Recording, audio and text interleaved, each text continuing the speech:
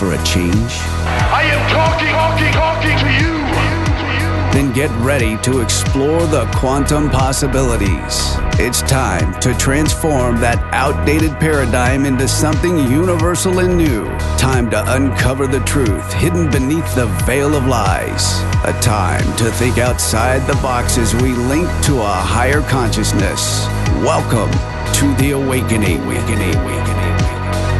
And now the hosts of Broadcast Team Alpha, Nori Love and Augie Nost. Well, hello, scintillating psychic story gatherers. How are you tonight? I am always so happy when it's Tuesday night. Hi, guys. I see you starting up in the chat room already. Really excited about our guest tonight and the psychic word, small hint there. But before we get started, as always, I just want to start out with some gratitude. Just so grateful to be here with you. Grateful that you guys show up every week to be with us. Thank you so much for contacting us through the Mastermind Connection, joining us there. And thank you for your gifts and your tokens of love. It's especially meaningful to us, especially right now. So, Augie, how's it going? Well, it's wonderful, I think. I haven't heard anything different, and I claim it. So it is wonderful. And boy, I'm looking forward to this show also because we have Derric Whitesky-cloud with us. And many of you probably already know him. He's on the radio circuit and being interviewed just about everywhere. And he is in Surrey, British Columbia, Canada. And he travels a lot as a paranormal investigator. He's also a spiritual counselor, a teacher, psychic medium, metis artisan, a poet, and a host of two, I'll repeat that, two of his own radio shows. And he is a healer and an author. And he has tremendous experience outside of the box in the arena which really matters, the spiritual arena. And I have listened to some of his radio shows, and I found them to be incredibly accurate in his findings of what is going on in people's lives, and also in his suggestions of things to do to solve challenges in our lives. So let's explore the fringes of reality again, or maybe I should say the real reality again.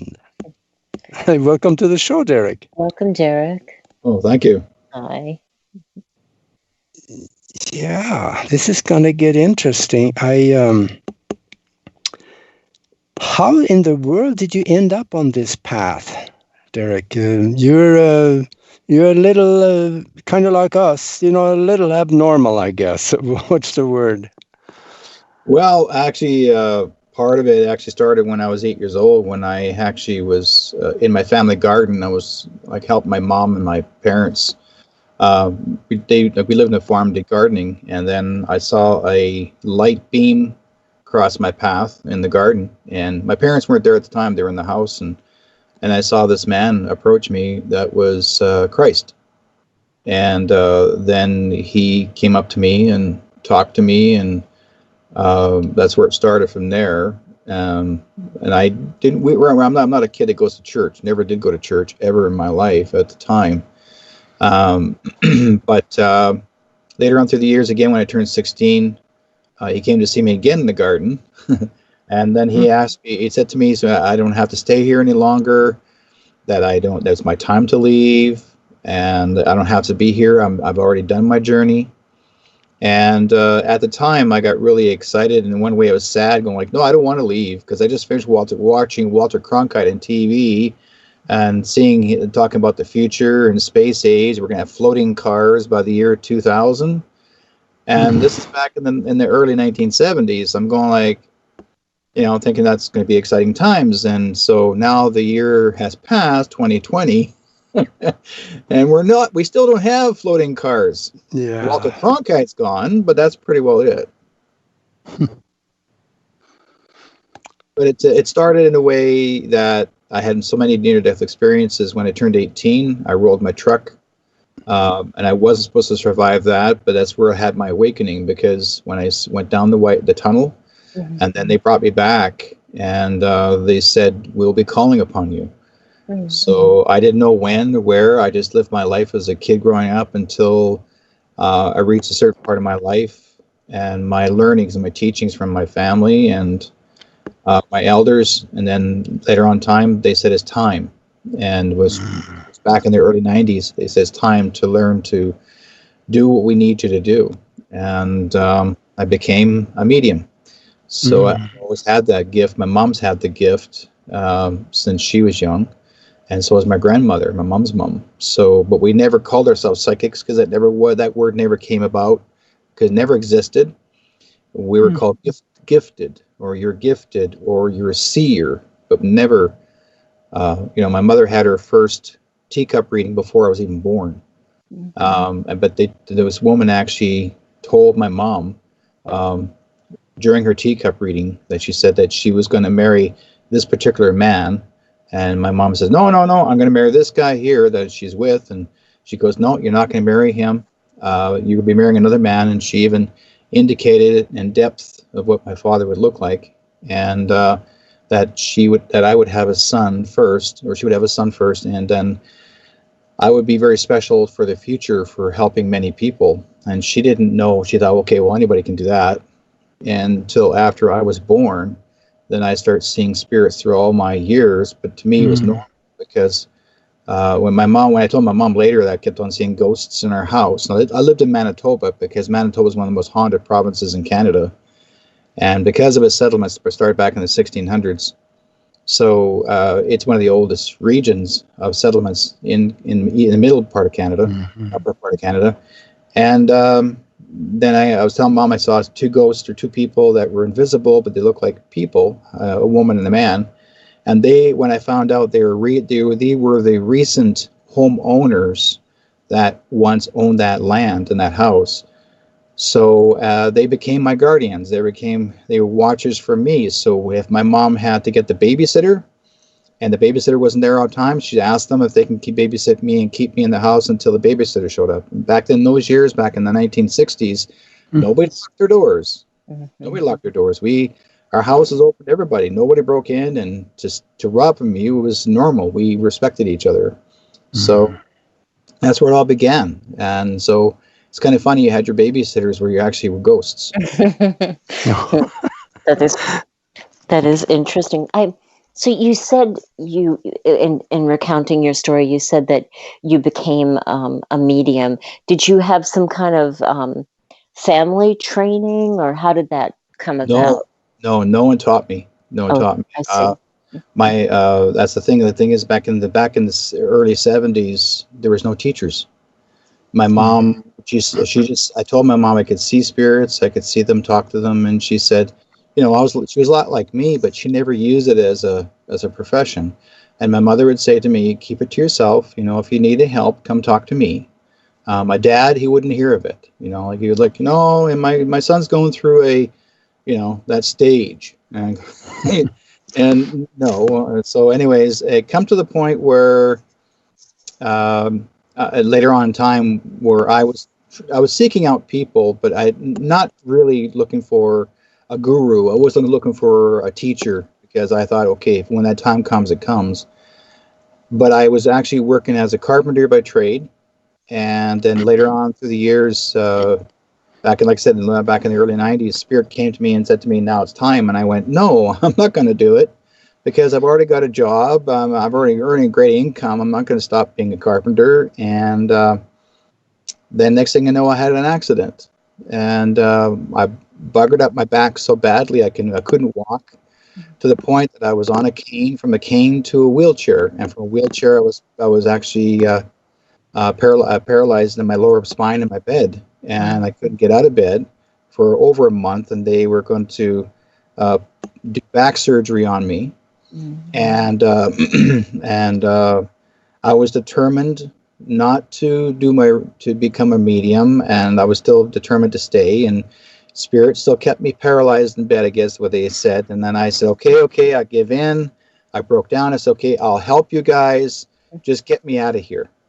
And the next morning, I got a phone call from the hospital saying we had a cancellation. Do you want to come in now? Yes. So that morning, I was in there, had the back surgery done. But like I was in at 8 o'clock, surgery at 11. I was on my feet at 2 o'clock and walking up and down stairs as if nothing ever happened. Wow. Wow. And so I knew what I had to do. So I gave up my carpentry business and became who I am. And I've been doing it for 36 years. Wow. Man, oh man. So could you explain a little bit about being a medium or a psychic medium? What do you do for people, and what kind of results are you having? Well, basically, like I said before, I see people when they're passed away. So when I do see them, even if I'm communicating with you guys on the phone, I can hear people talking to me in the background. These people are passed away. I can hear their voices talking, and so they're saying that they would like to talk to you guys or talk to somebody else in the studio. And then I would hear names being yelled out at me. So then they want us to be acknowledged. That's how it works. And I've been doing it for, like I said, for a long, long time. I'm more of the messenger to help those to bring peace within themselves. Because most of the time and the most common thing you'll hear from many people's mouths, the first thing they're saying, how's my mom and dad doing? Or how's my loved one doing in spirit world? Are they suffering? No, because they may have suffered before they died. No, they're not suffering anymore. Well, the priest told me in church that they could be still suffering even after death. That's the reason why they were committing sin. What sin? What? And then so they were using this against them to make them feel guilty that they have to keep returning to church. And I said, you know what? Let me tell you something. Your parents or whoever had passed away don't suffer in spirit, because I tell people we're born from the spirit world. We go back to the spirit world, and we keep on coming back until we learn more lessons all the time. And then they'll say, well, how do you know that? I said, been there, done that. Yeah. Do you have memories of your early, even before maybe you were born, or some knowledge of what is outside there? I see myself being born. When I was, I remember at the time, I remember seeing a man that his name was Joshua. And he came up to me and said, Derric, and I looked like it was actually as if you're inside of a movie theater and you're standing on the stage watching through the whole screen, and you're watching a play. And I'm seeing this woman laying on a gurney, and she's having a baby, and there's a doctor and a couple of nurses, and the doctor said, he's not breathing. And I can actually hear the doctor's name. And I'll even refer, and I'll never forget his name. And I remember everything that he said. And then he said, he's not breathing. And so Joshua asked me, he said, do you want to go with his family? And I said, well, do I have to make a decision now? He says, it's up to you. You make a choice. So, and I didn't feel that guilty feeling like, oh, I should. It's more like, you know what? I got this feeling like I want to be with this family. So all of a sudden I felt this. I said yes, and I heard this snap, and I went, here I am, a newborn child. And one thing that Joshua told me before I was born, he said the soul enters when the umbilical cord is cut. That's the snap of life. That's the snap of birth. And that's when the soul enters during the umbilical cord cutting. No child will carry a soul in the mother's body. It'll carry the spirit and the physicality of it, but not the soul until after the life source has been cut. Yep. And when I heard that, it made a whole lot of sense. But now, mind you, I got the odd person that will say to me, well, that's your theory. I didn't say theory. That's what I was taught, not from a person. I was taught from someone in spirit. They told me how, because I was curious, how did the soul begin in the body? They said the soul will enter the child's body when the umbilical cord is to be cut. That's the life source. That makes absolute sense. Yes. Yeah. Now, you have had contact with the spiritual entities throughout your whole life, off and on. what may be one of them that stand out that might be called a spiritual guide or someone that you have great reverence for or lean on in times when you need to? When I was a kid growing up, I kept seeing this native fellow from a distance, and he kept staring at me, and I'm looking at him, and I like, who are you? And he says, my name is White Bear. And so I didn't really see him perfectly with my own eyes. He's more like his presence was there, but not entirely that I can see perfectly with my eyes. And then through the years, I kept saying, well, can I see what you look like? Can I see what you look like? He says, in time you will. And so many years later, I said to him, I said, I'm really curious. I mean, if you are my guide, if you've been with me all my life since I was born, I would sure love to find out what you look like. And he said, okay, go to a flea market. I want you to go to this flea market. And he said, you'll find me there. I'm going like, you're crazy. He goes, don't say that. He says, go to the flea market. You'll find me there. And okay, fine. So I get to this particular flea market, and as I'm walking through the door, there was a man, a First Nations man in braids, and there was a wooden table, and just a straight plain wooden table, and there was a small cardboard box sitting on top of the table all by itself, and there's other sellers inside this building. And the guy looked at me from a distance, and he says, "It's about time you got here, Derric."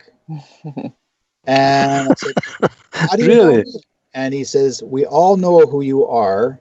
And he said, "This box is for you. This gift is for you. You are supposed to take this."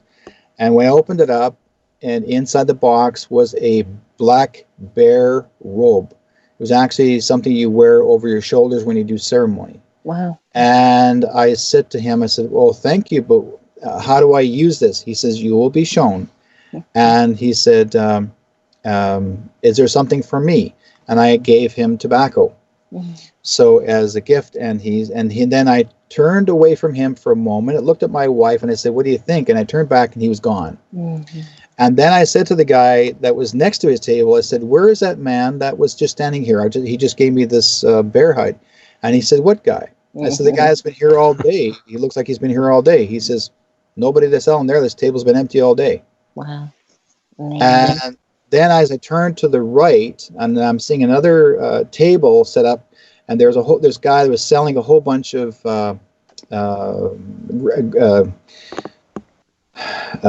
collector's cards, baseball cards, football cards, you name it. And I all of a sudden I heard White Bear's voice, "Go to that table." So I walked over, and he says, "You'll see me there." And I'm thinking, okay. So I'm walking over to the table. What was you're thinking, okay, am I supposed to be a collector or something here?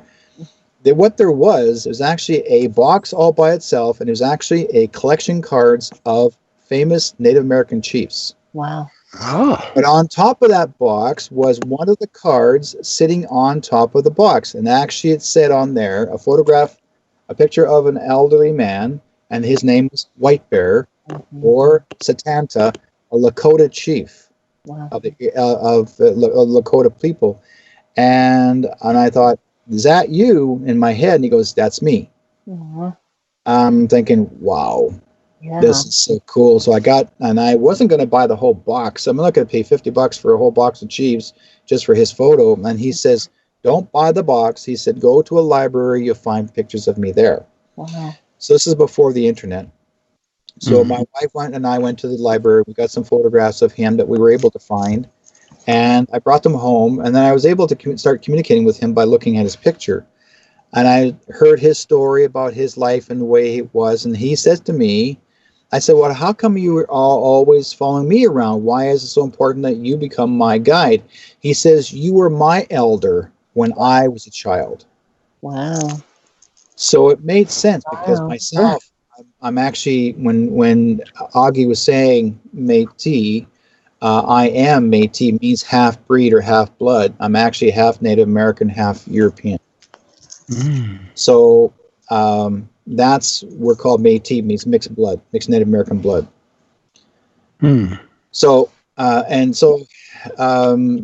one of my first experience on the reservation in Manitoba, when I was 6 years old, my parents took me to, my mom was invited to come. One of our cousins was actually living there. And my mom was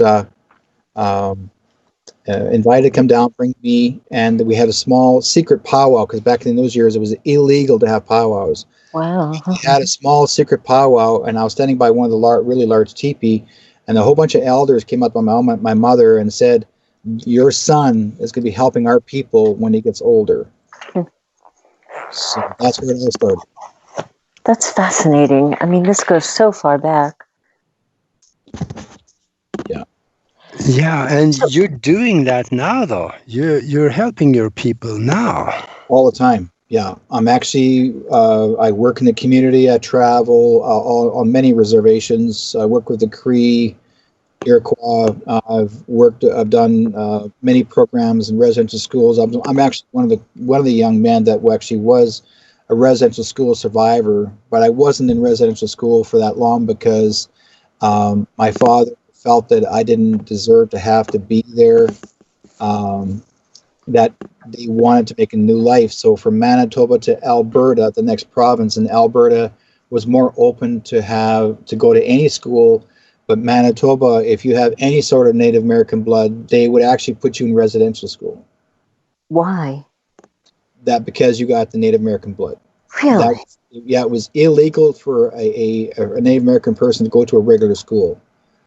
Really? That was a Canadian law. In fact, you guys in your country, we have residential schools. Yours is called boarding schools. And this is before, like, not your common boarding school like Catholic, but this is a boarding school similar to Catholic. But a lot of the First Nations people actually had the boys and the girls had their hair cut, braids taken away, and trying to take the red out of them, like basically to remove the Indian out of them and make them white. Well, you can't do that. No.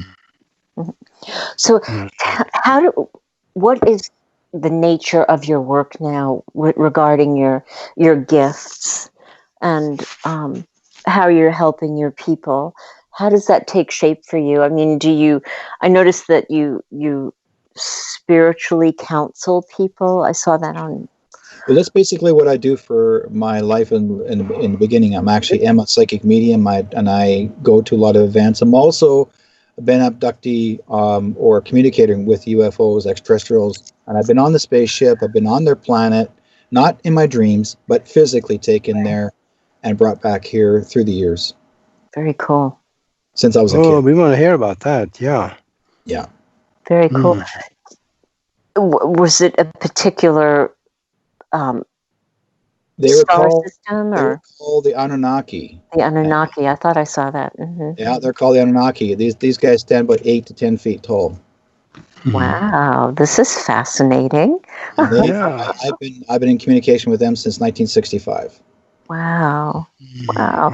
So, just to go back for a minute, how do you get any peace? If there are people like constantly shouting to you and wanting to be heard and, wanting to communicate with other people, we only have 30 seconds to the break. How do you ever get any peace? Well, let's put it this way. I get my peace when I tell them, I said, look, let's set up a time, we'll talk. That's good. Okay. We got 10 seconds left. Yeah, we'll be right back. Let's come back right after the break. Talk to you soon. This is the Broadcast Team Alpha Show, hosted by Nori Love and Augie Nost. The one show that takes your doubts of the unknown and spins them into reality. Share your thoughts by calling our hotline number at 702-425-9230. That's 702-425-9230. Call now. Worldwide callers use Skype name KCOR Radio. More cutting-edge conversation and exploration of the quantum universe after this.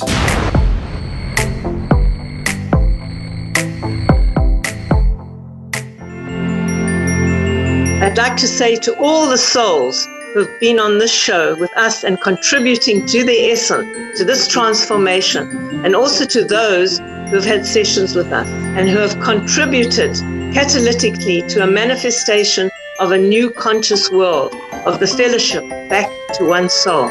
This is their gift of giving, their very best of this time of the year of giving called Christmas. Thank you.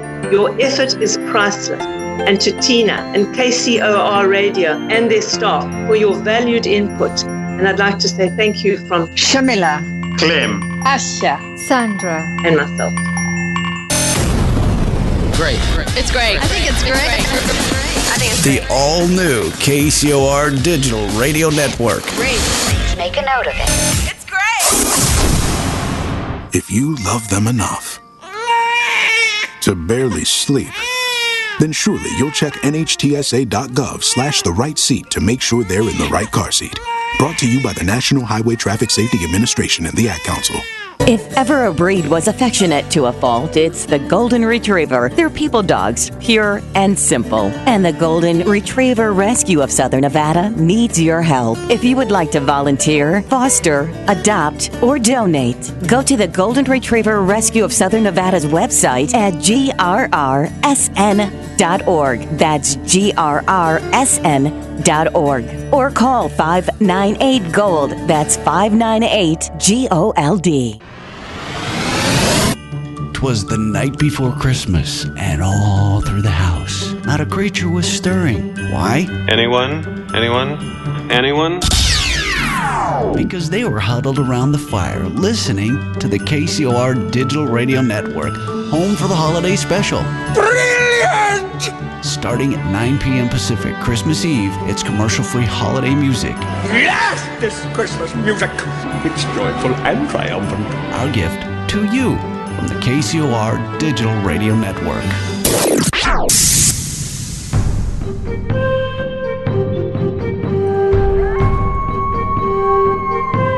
Looking for a radio show like no other? We need something brand new. Then tune into the KCOR Digital Radio Network, Tuesdays at 6 p.m. Pacific, 9 p.m. Eastern, and get ready for The Quantum Shift. A great shift of consciousness is sweeping across the Earth. Are you ready for the dimensional shift? It is amazing, is it not? The Quantum Shift. Hosted by Dr. Sam Muggsy, Kent Dunn, and Gary Parson. Be part of the fifth dimensional reality, where consciousness prevails and the universal law of one is the only true reality. The Quantum Shift.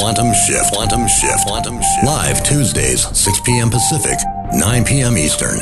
Exclusively on the KCOR Digital Radio Network. Going live. Come explore the quantum possibilities. This is Broadcast Team Alpha.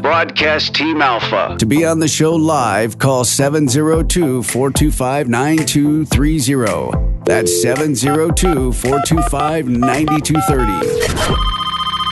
Worldwide callers use Skype name KCOR Radio. Share your thoughts of the show on Twitter at KCOR Radio, #KCOR. Or join the cutting edge conversation live in our chat room at KCORradio.com. Now back to Broadcast Team Alpha with your free thinking hosts, Nori Love and Augie Nast. Yay, guys, I said it's Tuesday. I guess I shouldn't say that again. It's time to do the shout out to the chat room. How are you guys doing in here? Linda, did you catch your breath? Karen is here. Hi, Karen. Sundance. The amazing, beautiful, rich and famous Tina Marie is here. Wave Rider is here. Rob is here. Dixie Lynn Bliss, my chihuahua, is here. She just sat on my laptop. Rob is here. Iowa Girl. Hello, Yappy.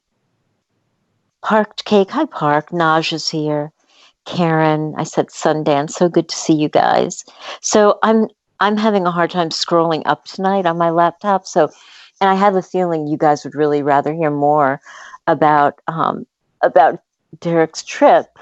So let's just get back to what we were talking about during the break. This is just fascinating. So Derric, you were saying that you have had contact and you identified them as the Anunnaki. Yeah. how they came about to really wanting to show themselves to me back in 2002. This is before 9/11, and I can see lights flashing outside of my house, and we lived out in the countryside. And when I went outdoors, and my wife was right behind me, you know, the typical lights flashing outside your window. So I went outside, and here were three tall people walking over a small little mound of a hill over towards me, about 20 yards away. And they were wearing long jumpsuit uniform with a big, like an alien head type of head. And I thought that's exactly what they were, aliens.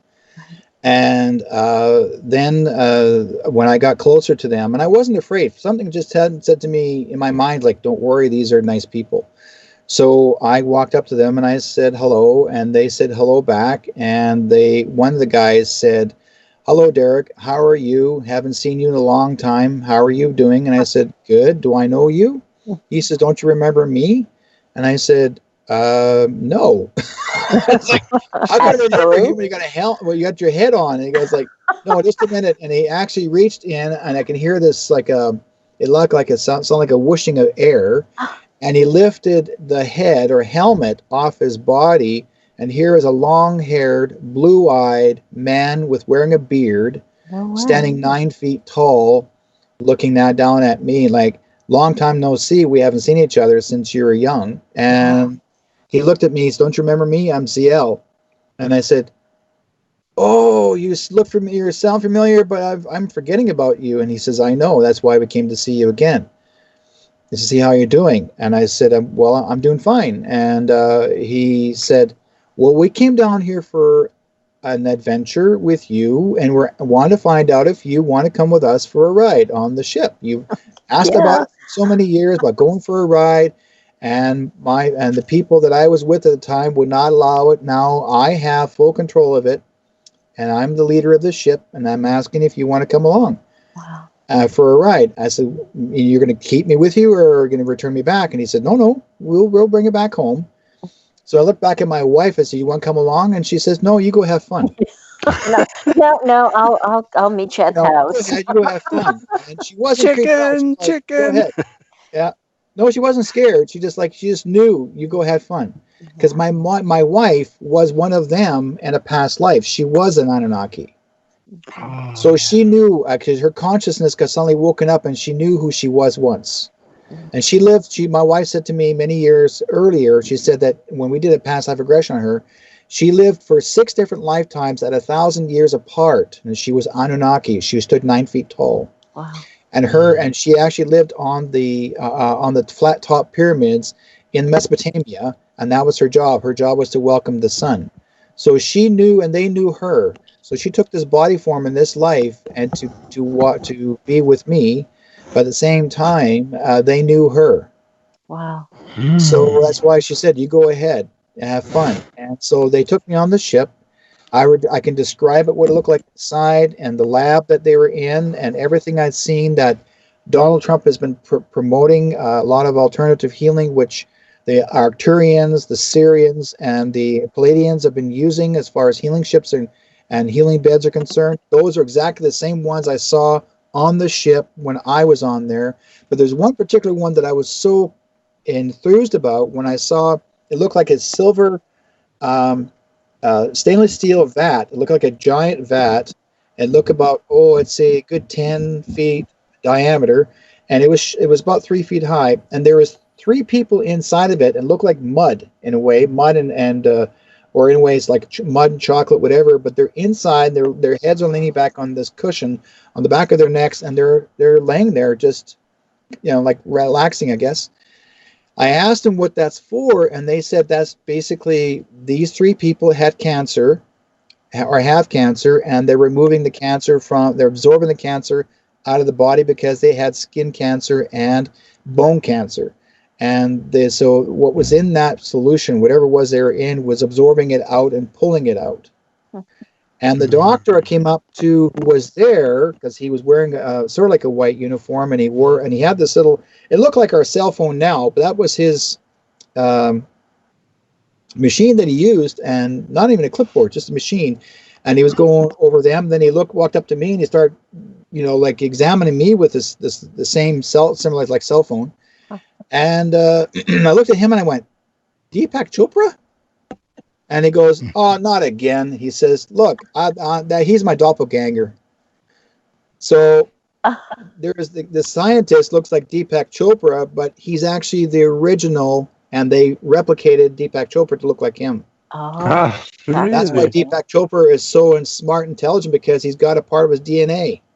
wow. So Deepak Chopra, truthfully, Deepak Chopra is part of the Anunnaki. Wow. Oh.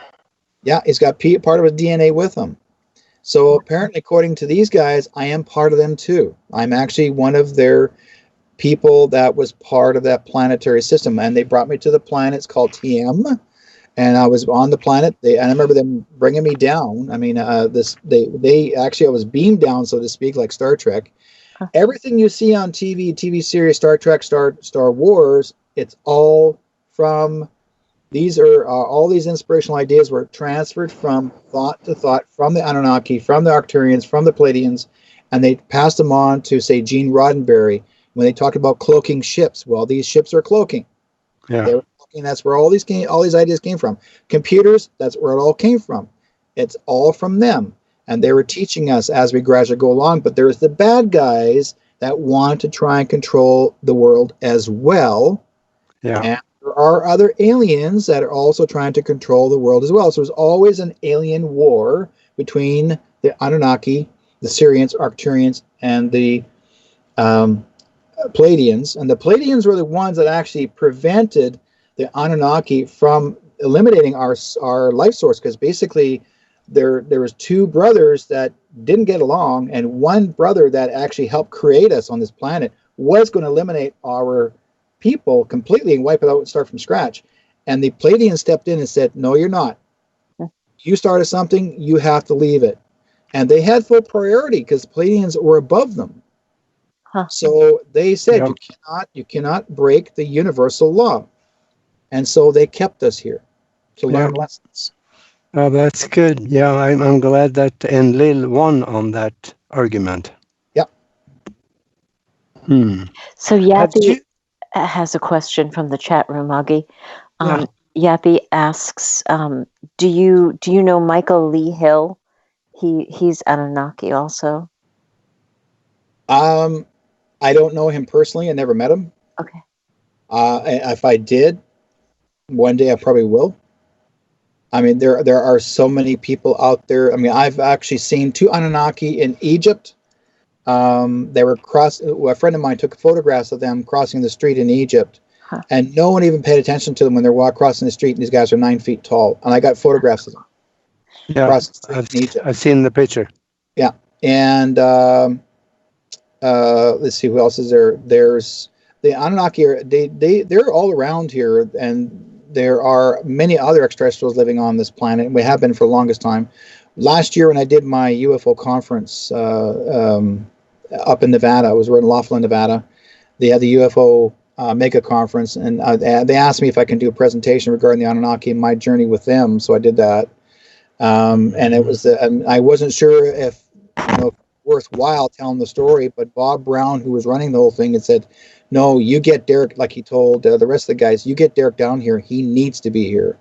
So they were they had me in demand. Like, now it's time. He needs to talk about this. So I came down, did my presentation, and I guess a lot of people, the response from a lot of people said, "Oh my God, never knew that. Didn't know that." So there's a lot of things out there that what most people think that they are going by only just scripts or scribes of what is available. But I was taught from what was on the planet. And one thing about the Anunnaki told me on TM was their people are not the reptilians. They're or derivative of the reptilians, but they're not the reptilians. They're more human form than reptilian.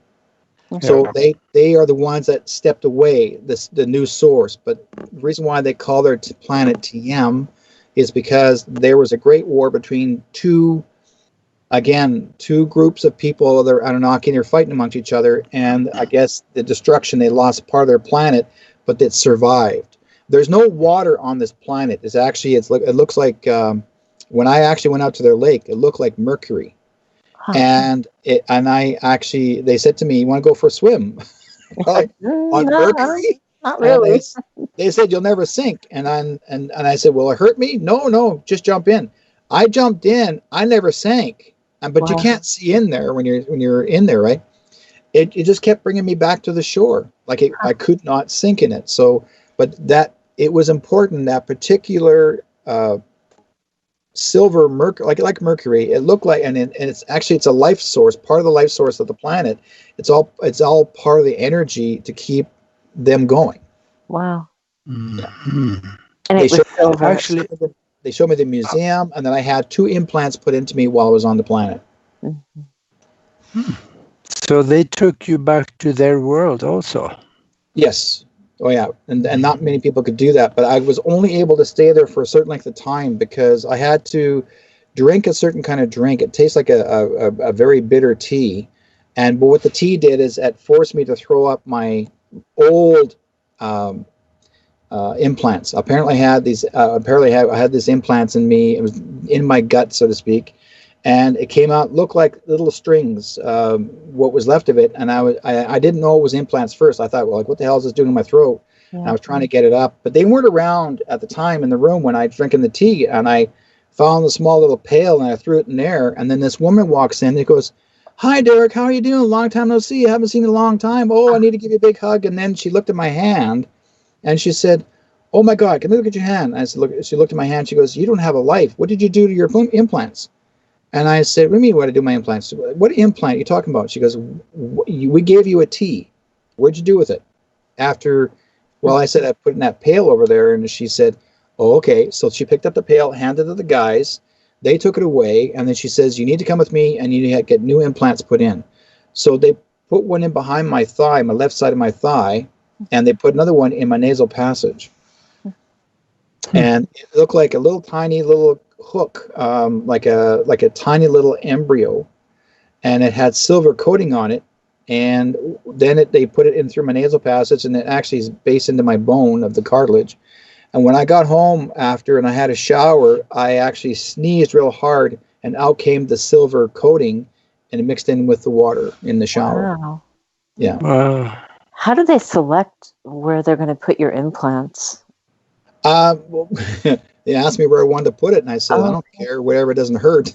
But I had only one. My left leg was like my thigh. I bring my left leg up, and then they put it in. But they didn't do it in a way that they cut it open. You know, what's really it's like a little small little laser, and he said you'll feel like a pinch, and it felt like a pinch. It was uncomfortable, like he's messing around with my skin that I did not even know why. You know, like first of all, he says, if I told you what we're going to do, you'd feel the pain. If I just do it, you're not going to notice it. Huh. So he just said to me, just take a deep breath. And I took a deep breath and I went, ow. I said, you're hurting? I said, no, I'm just joking. Just to make so what did that implant do? Why did they put it, or was it to stay in contact with you always, or was it one is all to do with my health and my life length of my life, because basically, like I said before, at the very beginning of my time, I was not supposed to be here any longer than 16 years of age. I was supposed to be crossed over, but they chose to use me, and they said, well, because we need you. And that's, for example, later on through the year, or after they brought me back, and then 2003, just before 9/11, I had a guy come and see me for a reading, and I said to him, I said, I need to tell you this. I said, you cannot go to work, stay away from work for at least 2 weeks, take some time off, don't go to work, you need to take time off. And I said, to take a vacation, anything but don't go to work. And I said, the contract you're going to have with these people in Mexico, I said, they will wait for another month before you'll have any kind of deal ever happen and go through. And so I said, take that month, those 2 weeks off, don't go back to work, just take the time off now. And he said, well, how did you know I was actually doing a deal with people in Mexico? That's what they're telling me. I said, just trust me. So he said, okay, I'll take your word for it. So apparently a few days later, I get a phone call. 9/11 happened. And then a few days later, he calls me up. He said, Derric, you freaked me out. I said, why? And he said, because I work for the New York Stock Exchange, and you just saved my life. Wow. Oh. And the same thing happened to a friend of mine up in a few years ago back in Japan, where I was supposed to go with him to do readings for corporate companies. And both Ron Bard, who's now passed away, but he was called the super psychic in Japan, very well-known man. And he called me up. I'm from New York, and he says, Derric, I want you, you're the one I can really trust and know that you're really good at what you do. And he said, I need you to come with me, come to Japan with me. And I said, I'll give you half my income. I want you to come with me, and we can do readings for all those people. They said, it's getting really, really busy. I said, sure. So I got my stuff together, and I was ready to go. 3 days before the flight, I had three nights of nightmares of water, fire, explosions, people dying, drowning, the whole 9 yards. It was really horrible for 3 nights straight. And I called Ron up, and I said, Ron, I can't go. For some reason, you shouldn't be going either. There's something really bad is going to happen in Japan. And I said, I don't like it. And I described to him what it sounds like and what it's, to me, how I visioned it. And he said, well, I'm not getting that feeling for me, he said, but I'll go. I'll take my daughter with me. But next time we'll go again in August. And we were supposed to go in March. So I said, okay, fine. So he went 3 days after he was there. They had the tsunami. Wow. Mm. So I wasn't supposed to be there. But a year later, Ron got sick. And they did an autopsy, and he was full of radiation. So it came from Japan. Yeah. Wow. He just didn't take care of his body to get rid of the radiation of the system. That saved your life. It saved they saved my life. They didn't want me to go. So yeah, through the years, that's what happens when you need to trust. I tell people, you got to trust spirit. It's spirit guiding you. Don't judge it, and don't doubt it. Trust it. You know, we've been talking a lot about spirit tonight, and we're coming towards the end of the show here. I have a friend that is listening to us tonight. He is a hardened atheist. What would you say to a hardened atheist to possibly break the shell? I love atheists. I love them dearly, because there's a fellow, his name was the Amazing Randy, who was a major hater for psychics. We used to call him the psychic stalker. And he would offer $1 million to have any psychic to prove that they're wrong, that they were not good at what they did. And Sylvia Brown, the late Sylvia Brown, was friends of, and she actually, when she passed away, but she actually proved herself to him, and he never paid her. And also John Edwards actually proved himself, and he never paid him either. The thing is that it's not the money that we're into. It's actually to prove ourselves to people. If you really want to get proof, this is what we try to do. Yeah. And but I'm not going to try and prove to one person. I said to the people, when I give people a reading, I tell them the way I see it. If you want to be a skeptic, I love skeptics. Let's talk about skeptics. Let's get into the skeptic part, because here's how it works. Okay, you think that I tell people, like for example, Amazing Randy, when he passed away this past year. But when he crossed over, there's someone I know that did a talking box, and then Randy came through. His voice came through the box, and the guy asked him. He said, "How are you doing on the other side?" He said, "I just saw God for the first time, and I never knew He existed." Mm-hmm. So anybody that calls himself an atheist, I will. That when it comes their time, when they cross over, they'll see the light. But right now, that's what we always look at the challenge. But as far as atheists concerned, or anybody who actually wants to be a skeptic, come and see me. I'll sit with you. I'll give you a reading. And if you think I'm wrong, that's your choice. But if you try to trick me, I've had the police that try to trick me many times. That were not even wearing badges, but they came in, and I look at them, and spirit will show me that they have a badge hovering above their head. And I've done many cases, help find missing people in cases. So no, I will listen to them first before having one person say, "We don't know if we can trust you." Yeah. Tell us also a little more. We're getting 4 minutes to the close here. Where can they find you, and what can you help people with? You can find me in my home. That's northwest, right? Yeah. I'm actually in British Columbia, Canada. I live in the area of Surrey, which is actually bigger than actually Vancouver. But they can go to my website. I have a website called Whitesky-cloud.com, or they can make me a friend on Facebook. My name's in there. I got 2 pages. One is where I'm wearing my white shirt and my black hat. That's when you want to make contact with me mostly. But like I said before, I make predictions and I see what I believe in, and I'm trusting what I see. And I tell people, be aware of the Great Awakening, and the Great Awakening has already started, and it's going to be even more awakening now. Mm-hmm. Yeah. Enjoy the ride. It's a little bumpy some days. I tell people, stay away from the media. Yeah. Don't want the media. The media is actually what gives you the bumps. That's true. If you want to run smooth, just enjoy what you do. Enjoy, and basically, it's the radio that helps us to wake up the people. It's actually anything that's in video. We try to wake up everyone. There are going to be some sort of social networks that don't want you to see things that are true, and there's other social networks that they'll say, here, come over here, and you can do whatever we want to talk about. And this is basically what I do. I actually help people to be awakened. And this world, you think that you're the only person living on this planet, and that this planet exists. Just a few weeks ago, outside the UK, a planet showed itself. There was thunder and lightning, and a planet showed itself to the people in the UK. Its existence right next to our planet. And I got the video of it. Wow.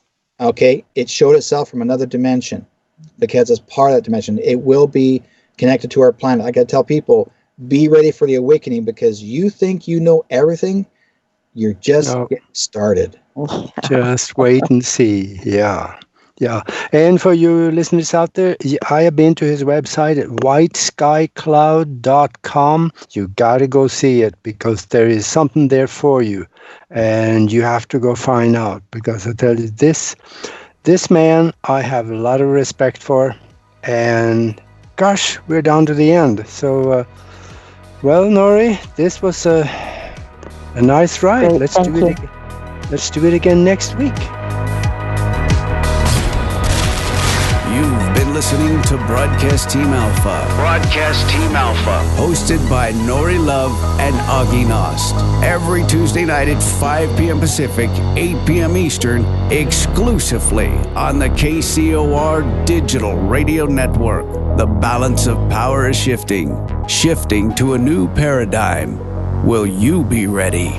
For more information on Broadcast Team Alpha, as well as the hosts Nori Love and Augie Nost, please visit their website at broadcastteamalpha.com. Until next week, remember to keep those minds open while always exploring the endless quantum possibilities. Broadcast Team Alpha. Over and out. This is KCOR Las Vegas, home of the Digital Radio Network, broadcasting from a shack just south of Area 51. Wait, that doesn't exist. This is the KCOR Digital Radio Network. Now for the news.